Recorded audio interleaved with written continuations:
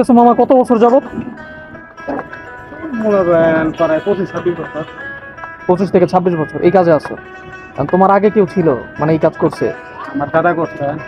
আর দাদার পরে তুমি আসছো? না মানে উত্তর সুরে আছে না কিছু যে উত্তর সুরে কাজ করে? না, আমার দাদা আছিল, আমার বাবা আছিল। তো একটা দাও তোমার ঝালাই করতে কিংবা এটা কাজ সম্পূর্ণ করতে কতক্ষণ লাগে? এরা তাও বানাবেন না, 1.5 ঘন্টা।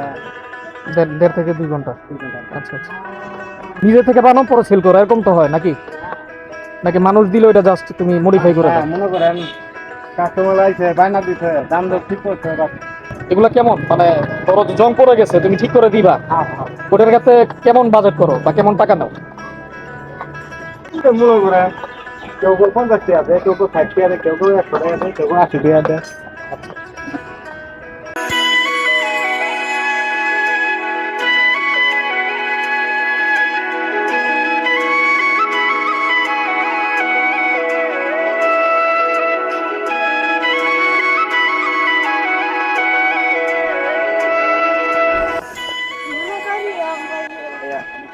চালানি কি শিখবা? চালানি শিখবা?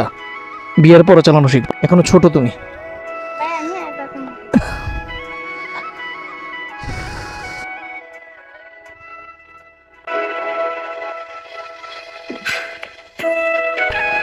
এখন যাচ্ছি সবকিছু ধার দিতে। বটি, আগামীকাল যেহেতু ঈদ, কোরবানি ঈদ, সেই কেন্দ্রিক প্রস্তুতি।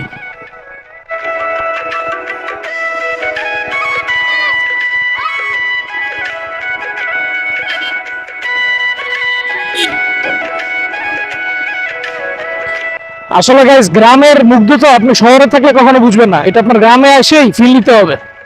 আর যারা আপনার গ্রামে থাকে, যারা গ্রামীণ বাসী, তাদের কাছে এটা আবার মনে করেন খুবই নর্মাল বিষয়। কিন্তু শহরে একজন মানুষকেও যদি হঠাৎ করে গ্রামে আসে, সে আসলে গ্রামের যে গ্রাম, এই যে ধান, আশেপাশে আপনারা দেখতে পাচ্ছেন ধান কাটার সময় এখন।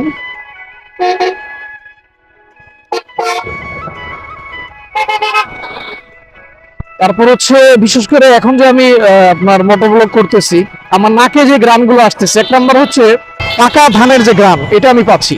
দ্বিতীয়ত গোবরের একটা গ্রাম, মাটির একটা গ্রাম। আসলে এইসব হচ্ছে পুরোটা মনতান্ত্রিক বিষয়। আপনি যদি গ্রামে আসেন তাহলে এটা আপনি ফিল নিতে পারবেন হয়তোবা, যদি আপনার ওই রকম মন মানসিকতা থাকে তাহলে। আর নয়তোবা না।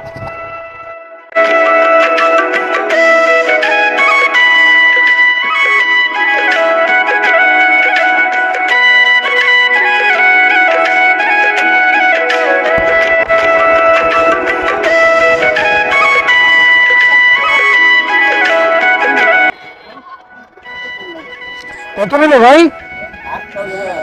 11,000। ভালো।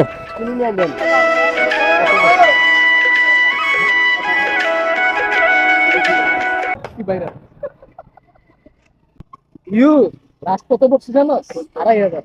দেখছি এটা 2,500 মানুষ আমার দেখছে। গাইস আপনারা বেশি বেশি দেখবেন আমার ভিডিও। আমার ভিডিও নাকি দেখে নাকি?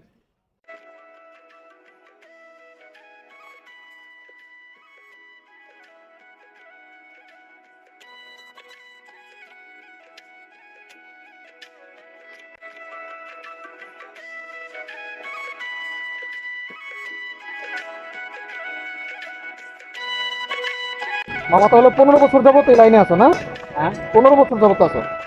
আমার এই মামা প্রায় 15 বছর যাবত এই কাজের সাথে আছে। আসলে গাইস প্রতিটা কাজই পরিশ্রম, প্রতিটা কাজই কষ্ট। আপনি কষ্ট ছাড়া কিছু করতে পারবেন না।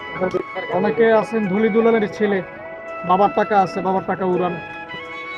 তো তাদের উদ্দেশ্যে আমি যদি বলি, আপনারা যদি জীবনে কিছু করতে চান ভাই, আপনার ছোট থেকে বড় হইতে হবে। রাজার হালত আপনি যদি বসে বসে খান, একটা সময় শেষ হয়ে যাবে।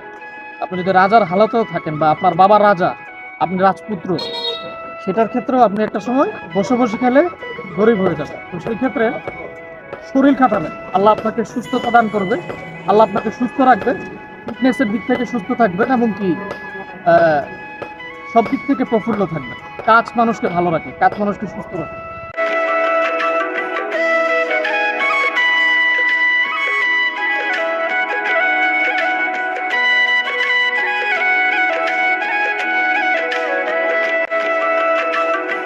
আরো জোরে এইভাবে করলে হবে।